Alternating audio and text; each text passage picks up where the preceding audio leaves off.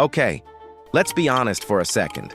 Most Americans know absolutely nothing about money. And I'm not talking about advanced knowledge like derivatives or hedge funds. I'm talking about the basics, like what compound interest is, how a credit card works, why your bank account disappears every time you have a free weekend. Basic stuff, elementary. Things that should be taught in school but aren't. Because apparently learning how to calculate the area of a trapezoid is more urgent than not. Going bankrupt at 32. And look, it's not your fault. Well, it's partly your fault. But let's put most of the blame on the American education system, which thought it more important to teach you how to analyze The Great Gatsby than to understand a bank statement. So here we are. You, an adult with a salary, $50,000 of college debt, and zero idea what the hell you're doing with your finances. The good news is that learning finance from scratch isn't as complicated as it seems. The bad news is that you'll have to admit you spent years making terrible choices. But hey, welcome to the club. The club has millions of members, and they all share the same account plan with no dental insurance benefits. Let's start from the beginning. From rock bottom. From the real reason you're here watching this video at 11 o'clock at night instead of sleeping like a responsible adult. You don't know where your money goes. You get your paycheck, get excited for exactly 18 minutes. Pay the rent, the car, Netflix, Hulu, Disney Plus that you forgot to cancel after Christmas, the gym you go to twice a month if you're lucky, Spotify, DoorDash that you ordered Tuesday night because you didn't want to cook, and suddenly you're looking at your bill at 2 o'clock on a Wednesday afternoon and wondering if you can borrow your own soul. That's living paycheck to paycheck. And 64% of Americans do exactly that. 64%. In a country that has the highest GDP in the world. In a country where there's a Whole Foods on every corner selling water for $8. 64% of people barely make it to the end of the month. That's not a coincidence. That's a system that works exactly as it was designed to work, only for people who aren't you. But enough philosophy. Let's get down to business, because you didn't click on this video to hear social commentary. You clicked because you want to know how to stop being broken.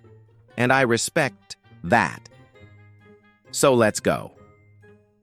The first thing you need to learn, and it will change your perspective forever, the difference between an asset and a liability. Sounds complicated. It's not. An asset is anything that puts money in your pocket. A liability is anything that takes money out of your pocket. Simple as that. Your car, for example? Liability. It doesn't generate income. It consumes gasoline, insurance, maintenance, and installments every single month. Your rented apartment? Liability. You pay to live in it and end up with nothing. A dividend-paying stock? Asset. A property you rent to someone? Asset. Do you understand the logic? The vast majority of people spend their entire lives accumulating liabilities and believing they are getting rich. They buy a new car, the latest iPhone model, a 70-inch smart TV on 24 installments, and feel prosperous. They are not. They are just more indebted with objects that depreciate while they sleep. Now comes the part nobody likes to hear, the budget. Ah, the budget.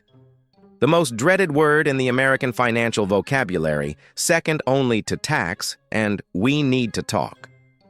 Most people hate the idea of a budget because they confuse it with deprivation, because they think having a budget means never being able to have a Starbucks, that it means living on rice and beans while their friends go out to dinner at the Cheesecake Factory. That's not it. A budget is simply you deciding in advance how you're going to spend your money instead of letting the universe decide for you. And the universe, it turns out, has terrible taste and will always choose DoorDash and the bar on Friday night. There's a rule anyone can use that works surprisingly effectively for those starting from scratch. It's called the 50-30-20 rule. 50% of your income goes to necessities: rent, food, transportation, bills, things you genuinely need to survive in the capitalist society that welcomes us so warmly. 30% goes to wants: restaurants, streaming, hobbies, the gym you go to twice a month. 20% goes to savings and debt. No negotiation. 20% before spending anything else. Now I know what you're thinking. You're thinking, that's impossible where I live. And in some American cities, okay, it's genuinely difficult. If you live in San Francisco and pay $4,000 a month for a studio apartment where the bathroom is inside the closet, the math doesn't work the same for everyone. But most people who say that's impossible still spend $150 a month on coffee. And that's basically an entire emergency fund per year just on caffeine. I'm not judging. I'm just saying.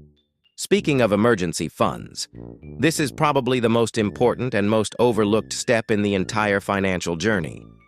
An emergency fund is money saved specifically for when life decides to trip you up, and life always does. The car breaks down, you lose your job, the refrigerator stops working, the dog decides to swallow something expensive. These things happen to everyone, without exception, usually at the worst possible time. And when they happen to people who don't have an emergency fund, these people go straight to their credit card. And the credit card, my friend, is where financial dreams will die in slow motion with annual interest rates of 25%. The standard goal is to have 3 to 6 months worth of expenses saved. If you spend $3,000 a month to live, your ideal emergency fund is between $9,000 and $18,000. That seems absurd if you're starting from scratch. That's okay. Start with $1,000. $1,000 solves the vast majority of everyday emergencies. A flat tire, an unexpected visit to the doctor, a home repair. $1,000 in an emergency fund is the difference between an inconvenience and a full-blown financial crisis. And once you have $1,000, you'll go to $2,000, and then to 3 months' worth of expenses, and so on. But let's talk about the elephant in the room, the credit card, the great villain of American financial history. Not because it's inherently evil, but because nobody explains how it really works. Let me be direct with you. A credit card is not extra money. It's not a gift from the bank. It's not an extension of your salary. It's a very short-term loan that's only free if you pay the total balance every month. That's it. And there's the trick. If you pay the minimum, interest starts accruing, and that interest is absurd. The average credit card interest rate in the United States is around 24% per year. 24%. If you invested with that return, you would be considered a financial genius. When you pay interest at that rate, you are being the bank's financial genius. Let's say you have $5,000 of credit card debt and you only pay the minimum every month. It will take you more than 20 years to pay off that debt. 20 years. And you'll pay more than $5,000 in interest alone on top of what you originally owed. So you literally pay double. For $5,000 of purchases you don't even remember anymore. This is not a coincidence. This is the business model. The rule with credit cards is ridiculously simple. Only spend what you already have. Use the card as a payment method to accumulate points and benefits, but pay the full balance every time without exception. If you can't do that, cut up the card. Literally. Take a pair of scissors and cut it. It sounds dramatic. It will save your financial life. Now comes the exciting part. The part most people avoid because it seems complicated, intimidating, and reserved for rich people in ties. Investments.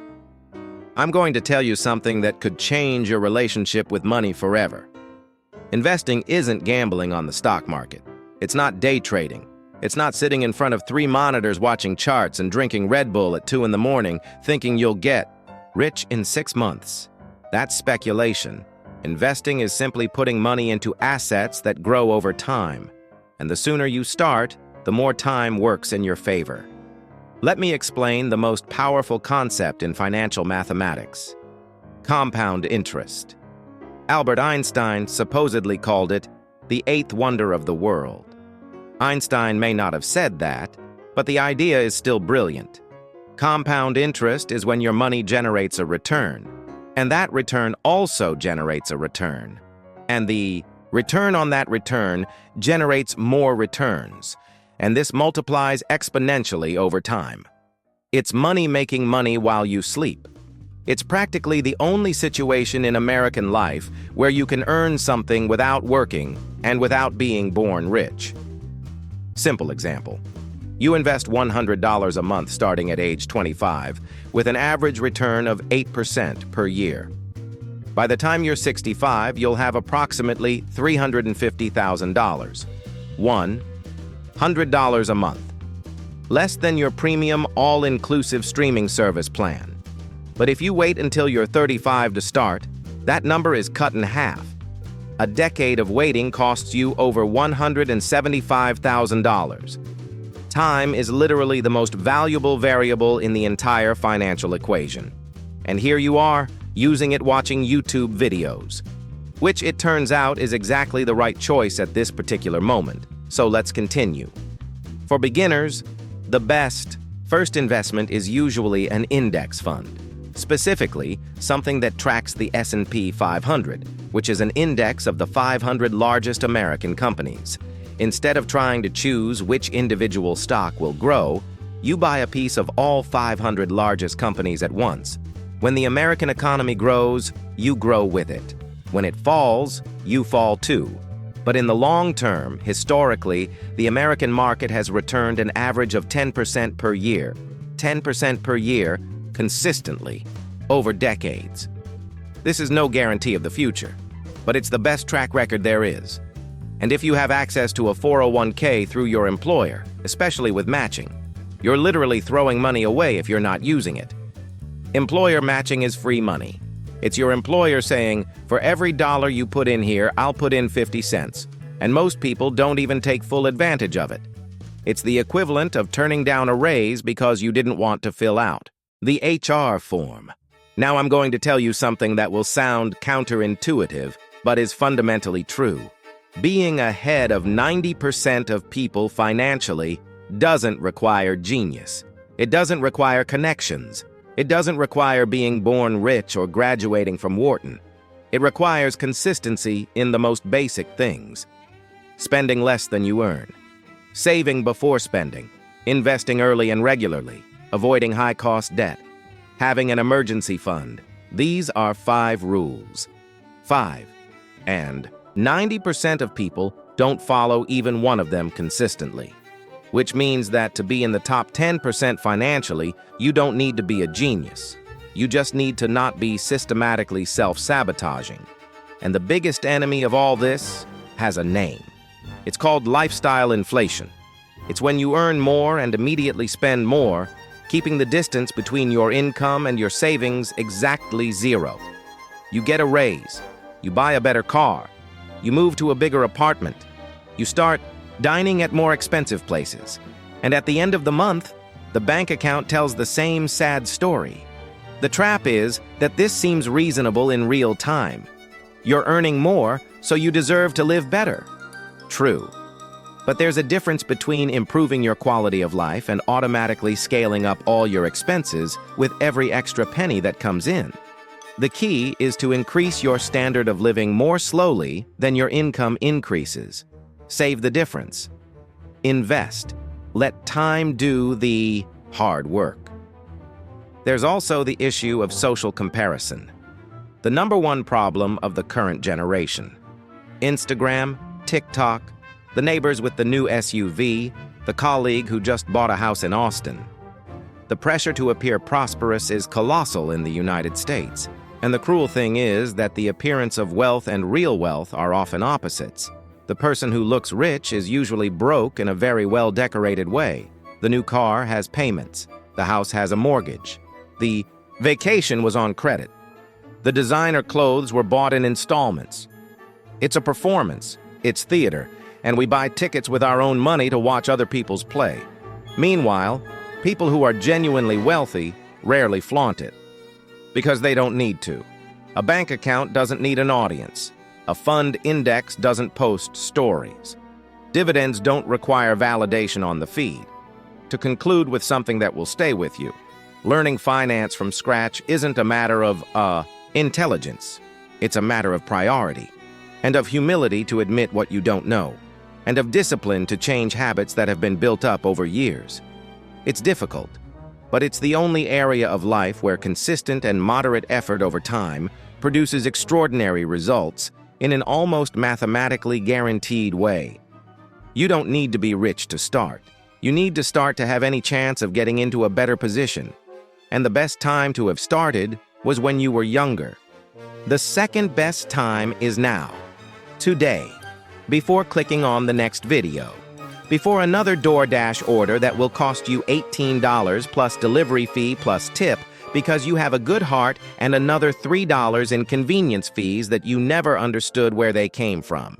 This is the truth about personal finance in the United States. It's not glamorous. It's not the content the financial industry wants you to consume. They'd rather you were confused, overwhelmed, and convinced you needed a wealth manager to handle your $8,000 in savings. You don't. You need consistency, patience, and the honesty to look at your own situation without making excuses. Money isn't complicated. Humans are. But you've already come this far, which puts you ahead of 90% of the people who haven't even started the conversation.